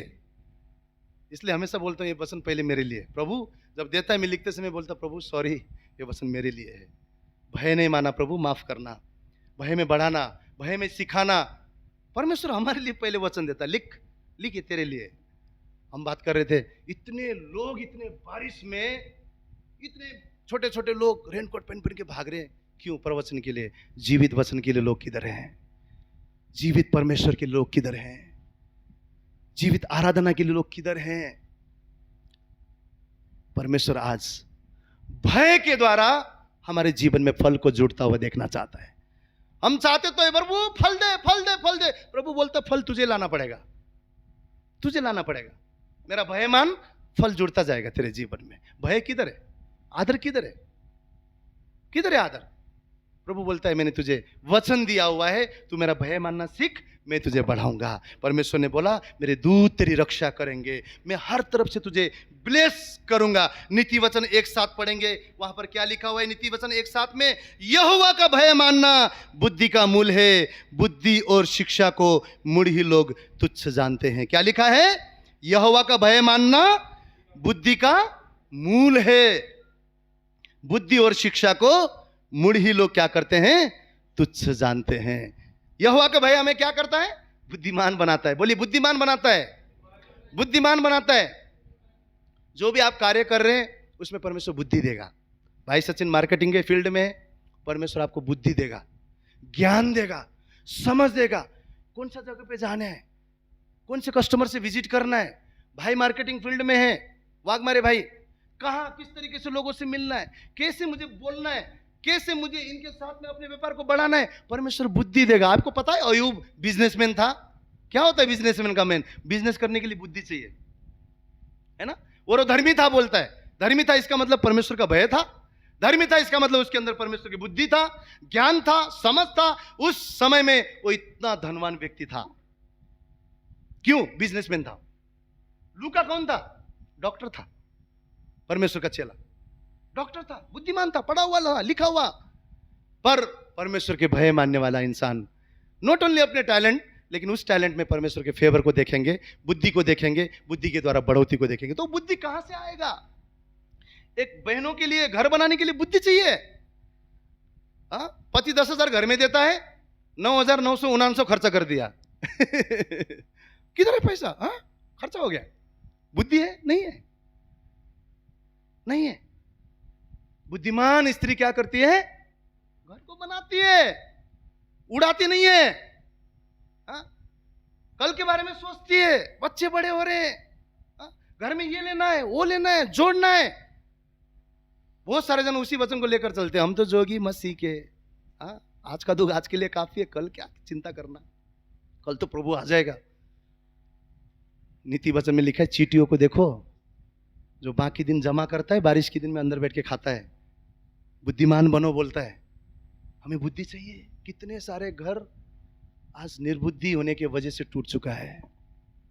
कुछ रिश्तों में हमें हारने की जरूरत है। मैं कहता हूं आपसे, हर जगह ना जीतने की जरूरत नहीं है बाहर जीती है पर घर के अंदर हारी है। ये मेरे लिए प्रभु ने मुझे बताया, हम सबके लिए बताया। हमें हारने की जरूरत है। रिश्ते हारने से बनते हैं। जिस दिन हम सोचेंगे ना मैं क्यों हारूं, मैं क्यों झुकूं, भाई तू ही सही क्या, मैं भी सही, फिर रिश्ता नहीं चलेगा। घर के अंदर हारना हमारी जीत है। घर के अंदर हारना समृद्धि है। घर के अंदर हारना प्यार है। वो हार नहीं है, आप बुद्धिमानी है ना। यीशु मसीह ने क्रूस पे हारा, दिखने में तो हारा ना, हाँ, सब उसके ऊपर थूक रहे हैं, दाढ़ी लुच रहे हैं, मार रहे हैं, गाली दे रहे हैं, ठट्टा उड़ा रहे हैं, दुनिया के नजर में हारा भाई हो। लेकिन आत्मा में शैतान को कुचल रहा था, आत्मा में उस मौत को कुचल रहा था। आत्मा में पर्दे ऊपर से नीचे फाड़ दिया और सारे सृष्टि का राजा मरकर तीसरा दिन जिंदा हुआ, हार कर भी जीत के दिखाया। ये आपका और मेरा एटीट्यूड होना चाहिए, हमारा एटीट्यूड होना चाहिए। हमें किसको दिखाना है जीत के? हम में ज्यादा चालाक, अच्छा, बुद्धिमान। हाँ, गुस्सा आता है, सूरज डूबने से पहले खत्म भी होना चाहिए, बाइबल जानता है ना। क्या बोला प्रभु ने? गुस्सा तो करो परंतु क्रोध तो करो परंतु पाप ना करो प्रभु को पता है ये क्रोध तो करेंगे बाबा, ये गुस्सा करेंगे, हाँ, मुंह भी फुलाएंगे एक दूसरे को देख के लियाना अभी से करती है हाँ, कुछ भी बोला तो बच्चा आज आइसक्रीम नहीं लाया गुस्सा तो करो, क्रोध तो करो, पर पाप ना करो। सूर्य डूबने से पहले क्यों आज का दिन बोला? अरे बाबा कल का दिन सब खत्म हो गया, कल का दिन गुस्सा भी खत्म, कल का दिन झगड़ा भी खत्म, अनबन भी खत्म, एक दूसरे के ऊपर जो भी था अब भूल जाओ ना यार, चलो आज नया दिन हो गया, आज का दिन यहोवा ने बनाया, आनंद मनाते हैं। इसलिए बाइबल ने बोला बाबा ये रात को कैरी नहीं करना है, दूसरे दिन तक तो ले जाना ही नहीं है। लेकिन बहुत सारे जन को 2001 में आई थिंक 3 तारीख था, शनिवार था, शाम को 7, 7:30 बजे आपने मेरे साथ ऐसे किया था, वो मैं कभी नहीं भूलूंगी। मैं माफ तो करता पर भूलता नहीं। हाँ, क्यों? प्रभु बोलता है, अरे भाई सूरज डूब गया ना, तुम्हारा गुस्सा भी डूबने दो, झगड़ा भी खत्म होने दो, एक दूसरे की बातें खत्म होने दो। अभी नया दिन आ रहा है, यहोवा ने नया दिन बनाया है, चलो हम इसमें आनंदित होंगे। ओ सॉरी, चलो यार माफ कर दो, चलो बढ़ो। हारने में ये यीशु मसीह का, पता है यीशु मसीह का ये गुण है। अगर हम थोड़ा हार भी जाते हैं ना, हमारा परिवार स्वर्ग में होगा, हमारे घराना में एकता होगा। मैं बोलता हूँ विश्वासी के जीवन में, पति पत्नी में आजकल है ना तलाक होता है, ये कौन सा परमेश्वर के नाम को ऊंचा लेकर आ रहा है? परमेश्वर का वचन बोलता है यहोवा ने जोड़ा है, यहोवा ने जोड़ा है, और खुद ही तोड़ रहे हैं। कौन तोड़ रहा है? कोई नहीं तोड़ रहा, खुद ही तोड़ रहे। क्यों? ऐसा बोला, वैसा बोला, ये किया, वो किया, गांठ बांध के रखा है, और क्षमा नहीं है। और बुद्धिमान स्त्री बोलेंगे, फिर पति क्या करेगा? पति को भी बुद्धिमान होना जरूरी है। हाँ, पति को ज्यादा बुद्धिमान होना जरूरी है। पति को घर संभालना जरूरी है। पति को इसलिए बोला ना हेड, आज हमने क्या पढ़ा? नियुक्त किया है, हमको पति नियुक्त किया है, तो परमेश्वर ने रिस्पॉन्सिबिलिटी भी दिया है। मुंह फुलाया, काम में जाऊंगा ही नहीं, अभी देखता जरा घर कैसे चलता है। हाँ, मुंह फुलाया, पैसा दूंगा नहीं, अभी देखता जरा कैसे करती है, देखते। गुस्सा आया, अभी देखता, जाने EMI कैसे भरेंगे, जाने दो, बच्चे कैसे संभालेंगे, देखते ना जरा। क्यों? रिस्पॉन्सिबिलिटी भूल गया, गुस्सा है ना, गुस्सा है, मेरी वजह से तो घर चलता। हाँ, ये भूल गया रिस्पॉन्सिबिलिटी है। तो दोनों को उतना ही भय मानने की जरूरत है। मुझे भी उतना ही भय मानना है, लविका को भी उतना ही भय मानना है, आपको भी उतना ही भय मानना है, ब्रदर को भी उतना ही भय मानना है। दोनों को उतना ही भय मानना है, दोनों को एक दूसरे को लेकर चलना है। गुस्सा तो आएगा, क्रोध तो आएगा, मन तो करेगा, लेकिन सूर्य डूबने से पहले खत्म भी करना ही पड़ेगा, क्योंकि यही प्रभु बोल रहा है। भय होना जरूरी है, तो भय आएगा तो बुद्धिमान होंगे। चलो यार छोड़ देते हैं, इसी में भलाई है। हाँ, घर चलाना है, घर बढ़ाना है, परिवार बढ़ाना है, अरे परमेश्वर के लिए आदर बनना है, रोशनी बनना है, छोड़ देते। चलो पति पत्नी फिर से अगले दिन यहोवा ने बनाया है, चलो चर्च जाते हैं, चलो प्रभु की स्तुति करते हैं, चलो आज घर में क्यों ना उपास करके परमेश्वर की महिमा करें। फिर से परमेश्वर एक मन लेकर आएगा। क्यों? बुद्धिमान, बुद्धिमान, बुद्धिमान। बुद्धि से बाइबल बोलता है सब कुछ हमारे जीवन में। बाइबल में क्या लिखा है पता है? बुद्धि की कमी होने की वजह से, ज्ञान की कमी होने की वजह से मेरे संतान मर रहे हैं, नष्ट हो रहे हैं। ये आपको मुझे जानने की जरूरत है। और वो बुद्धि कहां से मिलेगा? परमेश्वर के भय मानने से बुद्धि मिलेगा। सिर्फ मैं ही भय मानू क्या? मेरी पत्नी का क्या? उसको भी भय मानना है। सिर्फ मैं ही पत्नी होकर भय मानू क्या? मेरा पति का क्या? पति को भी भय मानना है, बच्चों को भी भय मानना है। हम सबको परमेश्वर की भय मानना है, उसका आदर करना है। तो नॉट ओनली हमें महिमा मिलेगा, नॉट ओनली धन मिलेगा, नॉट ओनली जीवन मिलेगा, नॉट ओनली सुरक्षा मिलेगा, परंतु बुद्धि भी मिलेगा। किसी किसी को देख के हम बोलते कितना निर्बुद्धि है यार ये, हैं? पूरा अपने जीवन को तहस नहस किया है। कभी कभी गुस्सा करने का मन होता है, सब कुछ अच्छा था, सब बर्बाद कर दिया। क्यों? बुद्धि नहीं। फिर बोलेंगे प्रेयर करो ना ब्रदर बुद्धि के लिए। अरे बुद्धि तो भय मानने से आएगा ना भाई, प्रार्थना से किधर बुद्धि आएगा? प्रार्थना से बुद्धि आता तो फिर तो हाँ, सब दुनिया सुधर जाता। फिर हमको सुधरने को इतना टाइम लगता क्या? नहीं लगता ना। कितने बिगड़े हुए थे, मैं अपनी बात कर रहा हूं, कितने बिगड़े हुए, अभी भी कितने बार गलती करते हैं। पर प्रभु प्रभु क्षमा करो, प्रभु भय बढ़ाओ, भय में आपकी भय में आता हूं, प्रभु माफ कर दो प्रभु, आगे से नहीं। फिर परमेश्वर ग्रेस देता है, अनुग्रह देता है। हाँ, उसकी भय में वापस आ जाते हैं। फिर परमेश्वर हमें फिर से अपनी बुद्धि से भरता है, ज्ञान से भरता है। आज आपको और मुझे बुद्धि की जरूरत है, और वो बुद्धि कहां से मिलेगा? आप बोलेंगे कहां से मिलेगा? यहोवा के भय मानने से बुद्धि की प्राप्त होगी, और हम भय में बढ़ेंगे। परमेश्वर हमारे हर क्षेत्र में हमें बुद्धिमान बनाएगा। हमको पता चलेगा किससे कैसे बात करना है, हमको पता चलेगा किससे कैसे हमको व्यवहार करना है, हमको पता चलेगा, बहनों को पता चलेगा घर मुझे कैसे संभालना है, कैसे बढ़ोतरी में लाना है, कैसे मेरे घर में मैं चीजें जोड़ूंगी। भाई को समझेगा मुझे कैसे अपने बिजनेस में, कैसे अपने नौकरी में, कैसे बाहर लोगों से ट्रीट करना है। हर क्षेत्र में परमेश्वर हमें बुद्धि देगा। उसका चाबी है परमेश्वर का भय।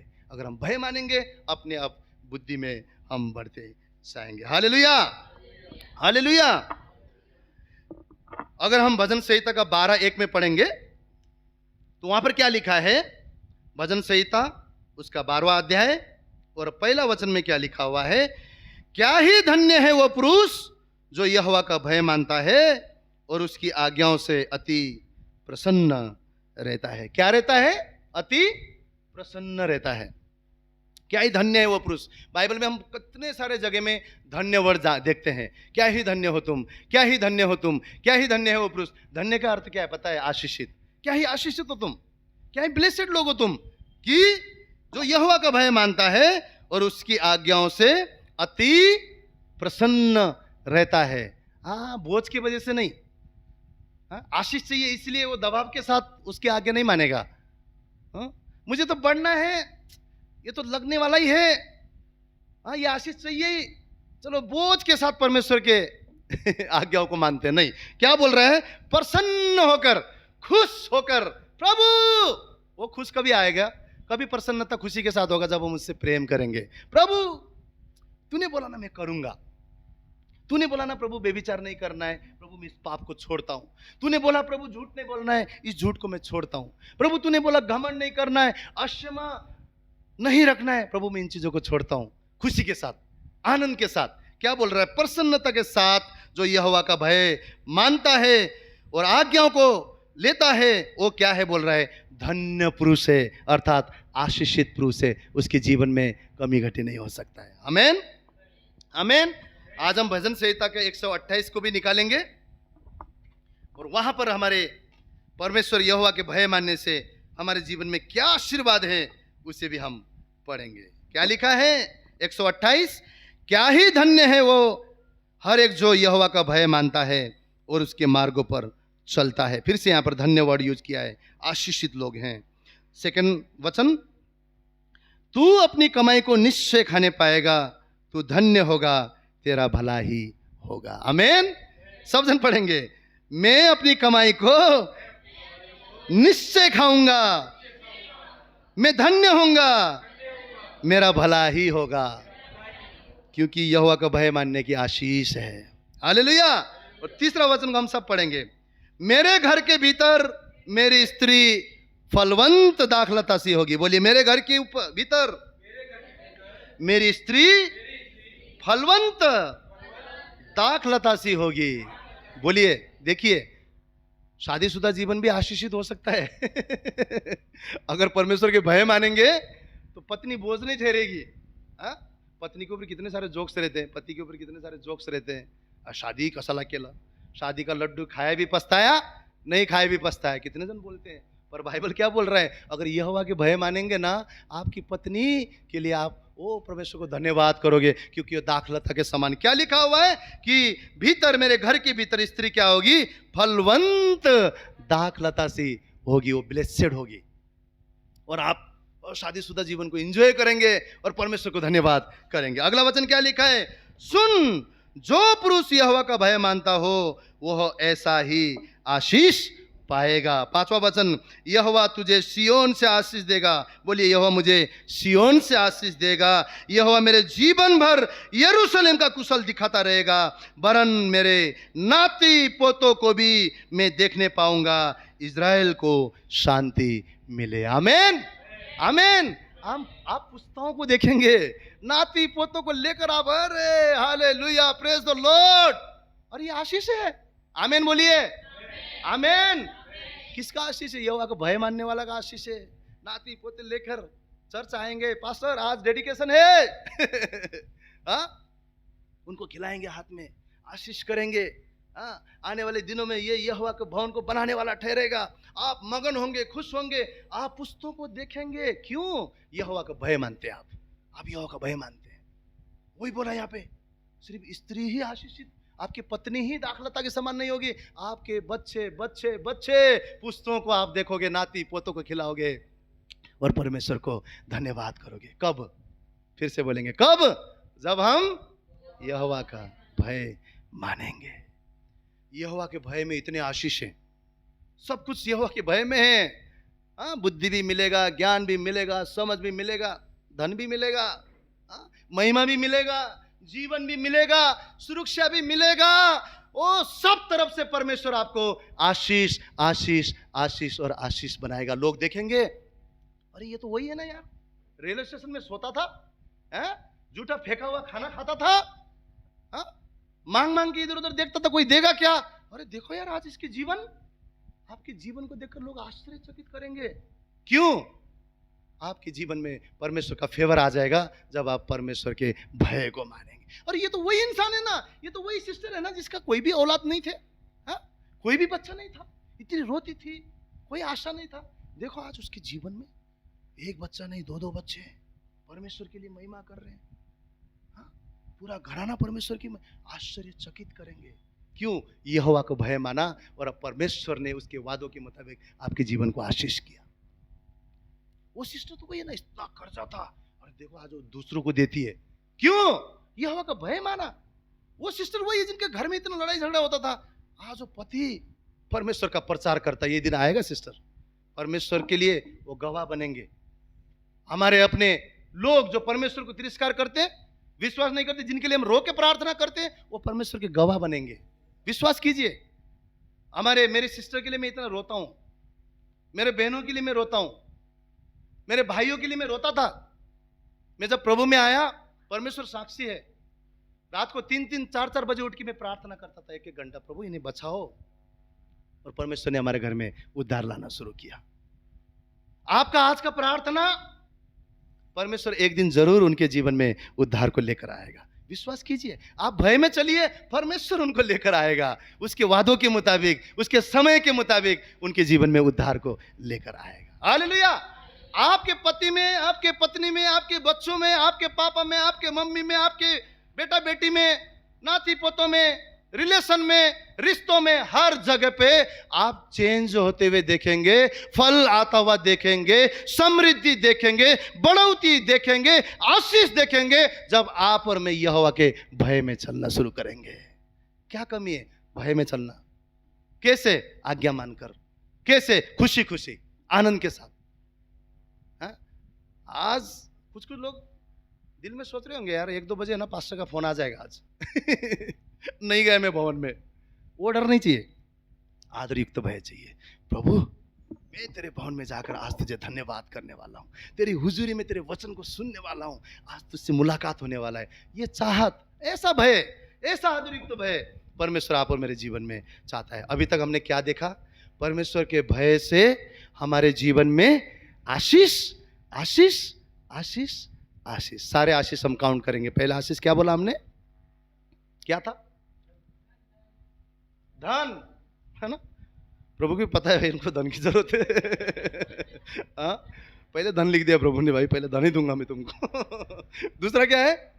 महिमा। तीसरा जीवन। चौथा सुरक्षा। उसकी दूत ओ छावनी करते हुए, एक दूत नहीं, छावनी करने के लिए, डेरा करने के लिए कितने दूत रहेंगे?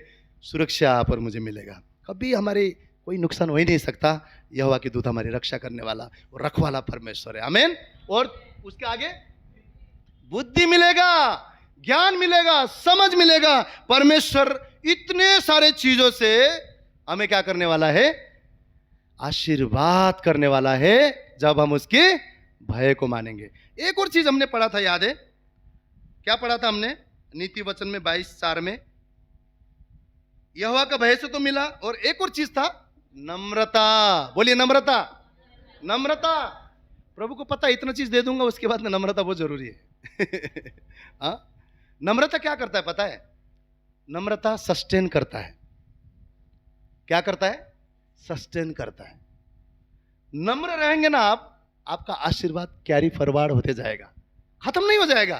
अरे 10 साल पहले इतना अच्छा था, 11वां साल से तो आगे उस साल से है ना मेरा पूरा नीचे चला गया। नहीं, हो ही नहीं सकता, हो ही नहीं सकता। नम्रता आप और मेरे जीवन के, भले वो आत्मिक आशीष हो, भले जीवन के आशीष हो, जो भी चारों तरफ का ब्लेसिंग्स नम्रता के वजह से सस्टेन होते जाता है, बढ़ोतरी की ओर जाता है, कम घटी नहीं होगा। सस्टेन करने के लिए नम्रता की जरूरत है। नम्रता हमारे जीवन के ब्लेसिंग को, इसीलिए हमने क्या पढ़ा था, पहला वचन याद है क्या पढ़ा था? यूहन्ना के 15-16 में क्या पढ़ा? तुमने मुझे नहीं चुना, मैंने तुम्हें चुना ताकि तुम जाकर, अभी हमने भय मान के फल लाया, फिर क्या बोला? फल अभी क्या होगा? बना रहेगा। मैं प्रभु को धन्यवाद करता हूं, ये वचन लिखते समय पवित्र आत्मा ने बोला ये फल बना रहना ना, फल बना रहना नम्रता से आएगा। कहां से? प्रभु ने बोला फल भी लाना है और वो फल आपका बना रहे, और वो बनने के लिए हमको क्या जरूरत है? यहां पर हमने क्या देखा? नीति वचन 22:4 में नम्रता की जरूरत है। परमेश्वर ने दिया है, अब तो घमंड तो बनता ही है, नाक तो थोड़ा ऊपर जाना बनता ही है, थोड़ा सा सबसे बात नहीं करना चाहिए अब। अब थोड़ा सा ऊपर आ गए अभी, वो नीचे वाला नहीं, अभी हम थोड़े से थोड़ा ऊपर आ गए हैं, आशीषित हो गए। परमेश्वर नहीं चाहता, इसलिए यीशु ने बोला वो फल बना रहना जरूरी है। और नीति वचन में हमने क्या देखा? वो फल नम्रता से बना रहेगा। एक हम परमेश्वर के वचन में हम लोग, आप घर जाके पढ़िएगा, मैं समय कम है। दानियल का 4था चैप्टर में, आप अभी निकालने की जरूरत नहीं है, 4था चैप्टर में 29 वचन से आगे अगर आप पढ़ेंगे ना, नबूकदनेस्सर राजा के बारे में वहां पर लिखा हुआ है। तो वो बेबीलोन का राजा था। किसका राजा था? और बेबीलोन बहुत बड़ा सामर्थी साम्राज्य था, है ना, उसका राजा था वो। और उसने वहां पर बहुत बड़ा दीवारें बनाया हुआ था सुरक्षा के लिए, कोई जा ना सके, कोई आ ना सके, और वो वहां का लीडर था, राजा था। और वहां पर क्या लिखा हुआ है बाइबल में हम अगर देखते हैं तो विशाल शहर था, उस शहर में लगभग 20 लाख से भी ज्यादा लोग उस शहर में रहते थे। इतना बड़ा वो बेबीलोन के सिटी के लोग, इतने लोग थे, 20 लाख से भी ज्यादा लोग वहां पर रहते थे। और 11 मील लंबी रक्षा करने वाली दीवारें नबूकदनेस्सर ने बनाया था। और एक दिन वो क्या करता है पता है? छत पे जाकर ऐसे देखता है, देखता है, वो बोलता है मैंने ना ये सब कुछ बेबीलोन को इतना तगड़ा अच्छा बना दिया, इतना कुछ का मैं राजा बन गया हूं, ये मैंने सब कुछ किया। और जैसे ये मैं करने लगा, वो सपना पूरा होने लगा, वो वहां से निकाला गया। और ऐसा राजा, ऐसा महान राजा जो घास खाने वाला जानवर, बाइबल बोलता है घास खाने लगा, एक जानवर सरीका बिहेव करने लगा। क्यों? आशीष था, इतना बड़ा बेबीलोन का राजा था, परमेश्वर ने वो उसको उतना औदा दिया था। बाइबल बोलता है कोई भी औदा उसकी ओर से आती है, सब कुछ था, है ना, मालिक था, राजा था, बॉस था। सडनली ऊपर चढ़ के घमंड आ गया। और क्या हुआ? बाइबल बोलता है घमंड के वजह से बेबीलोन उसके जीवन से हट गया और एक जानवर की तरह घास खाने लगा। क्यों? एक घमंड की वजह से। परंतु नम्रता आपके और मेरे आशीर्वाद को नष्ट नहीं करता है, हमारे जीवन से निकाला नहीं जाता, लेकिन वो सस्टेन होता जाता है। इसीलिए नम्र लोगों की ब्लेसिंग ना बढ़ता जाएगा। नम्र लोग, बाइबल बोलता है धन्य है जो नम्र है, वो क्या होंगे? पृथ्वी के अधिकारी होंगे। वो आप पृथ्वी के अधिकारी हैं। हाँ क्या प्रभु? अभी तो मैं छोटा घर में, अरे विश्वास कीजिए, एक आत्मा का कीमत संसार के सारे धन संपत्ति से भी ज्यादा है। उस आत्मा को आप बचाने वाले, क्या आप धन्य लोग नहीं है? क्या आप पृथ्वी के अधिकारी नहीं है? जिसके जीवन में आप परमेश्वर के उद्धार को वो बांट सकते हैं, उनको बचा सकते हैं, इतना बड़ा काम करने वाले, क्या आप पृथ्वी के अधिकारी नहीं है? नीले आसमां में एक समय आएगा, हम यीशु मसीह के साथ में फिर से आएंगे न्याय करने के लिए, क्या आप पृथ्वी के अधिकारी नहीं है? परमेश्वर ने बोला तुम पृथ्वी के अधिकारी ठहरेंगे। कब? जब तुम नम्र होंगे। क्यों बोला? क्योंकि मुखिया होने वाले हो ना भाई, तुम्हारे आशीष सस्टेन होने वाले हैं। आपके और मेरे आशीष सस्टेन होने वाले हैं, बढ़ते जाने वाले हैं। आज जितना है और कम नहीं होगा, और बढ़ते जाएगा यीशु के नाम से। आत्मा में बढ़ोतरी होता जाएगा, वो मेंटली, फिजिकली, फाइनेंशियली हर तरीके से बढ़ता जाएगा, बढ़ता जाएगा। क्यों? आप और मैं नम्र में, परमेश्वर के नम्रता में चल रहे हैं, और परमेश्वर बढ़ाता जाएगा और हम अधिकारी होंगे यूसुफ के समान। लोग आएंगे हमारे पास, भाई मदद करो यार, मदद करो। क्यों? इसलिए तो आपको परमेश्वर ने बनाया ना, जातियों के लिए, नेशन के लिए परमेश्वर ने आपको बनाया है। कब होगा? नम्रता से। भय से आशीष आ गया, घमंड से वो आशीष जा भी सकता है। प्रभु बोल रहे हैं घमंड से वो आशीष जा भी सकता है, छीना भी जा सकता है। इसीलिए नम्र अगर रहेंगे तो हमारे जीवन में क्या हो जाएगा?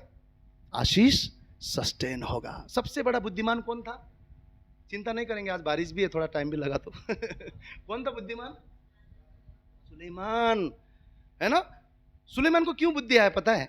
क्योंकि उसने चाहत रखा, परमेश्वर ने प्रार्थना किया, परमेश्वर ने बोला जो चाहे मांग, बोलते मुझे बुद्धि चाहिए, और परमेश्वर इतना खुश हो गया, उसको बुद्धि भी दिया, बाकी चीज भी दिया। क्योंकि हमने क्या पढ़ा? यहोवा का बुद्धि क्या है? मूल है, आशीष का मूल है। उसने बुद्धि मांगा और आशीष भी पाया, है ना।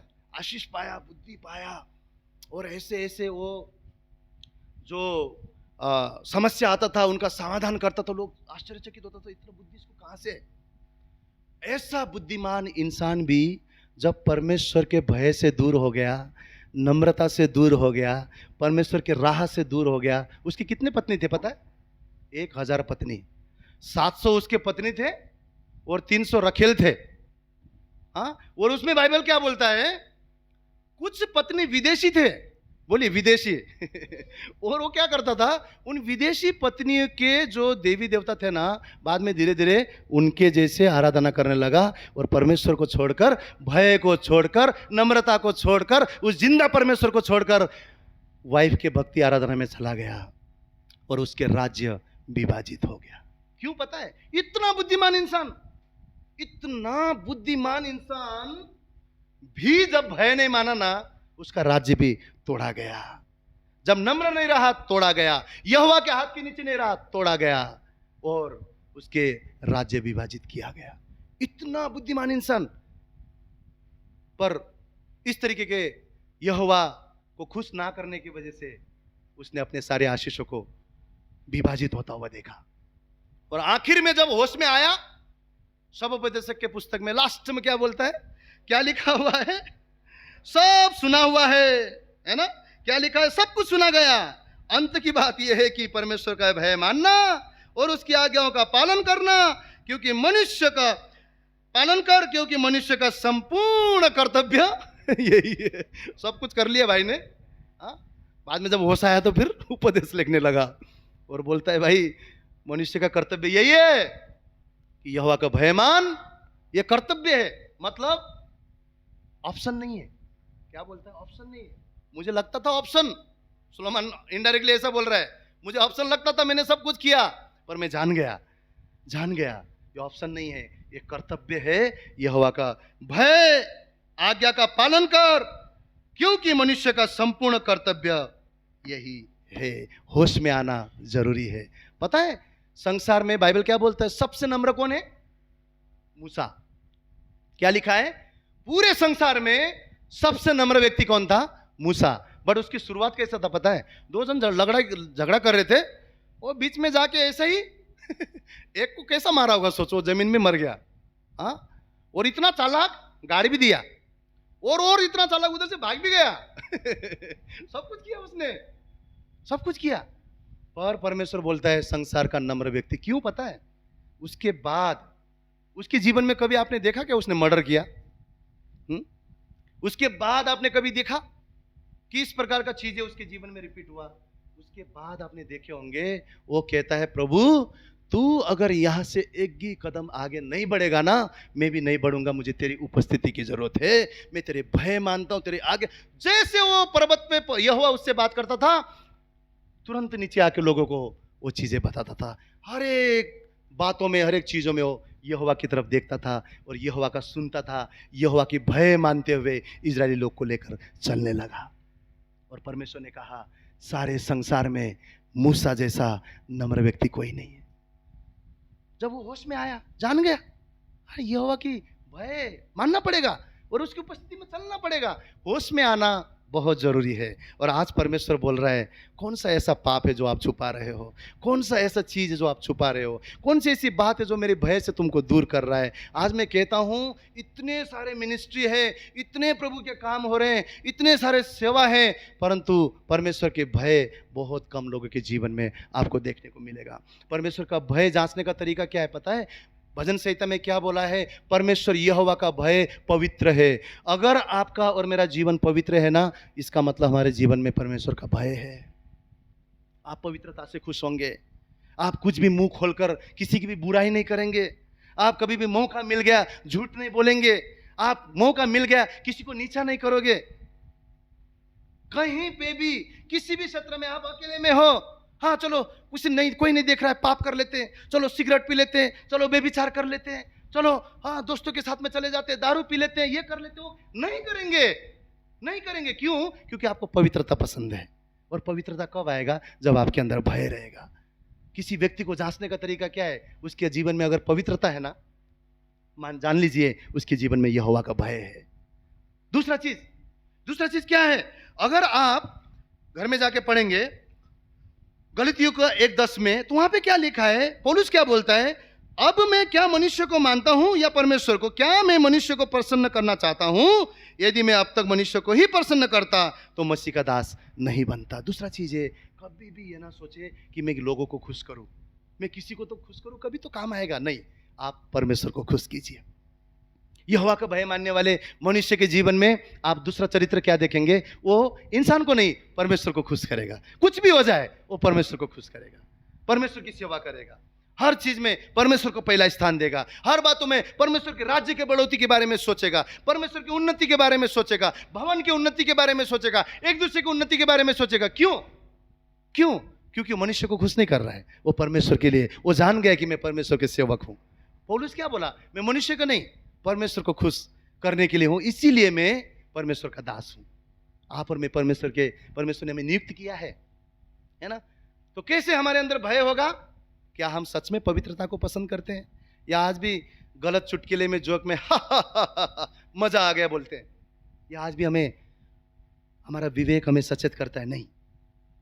अगर हम पवित्रता को पसंद करते हैं, अगर हम इंसान को नहीं मनुष्य को खुश करते हैं, तो इसका मतलब आपके अंदर और मेरे अंदर परमेश्वर का भय है।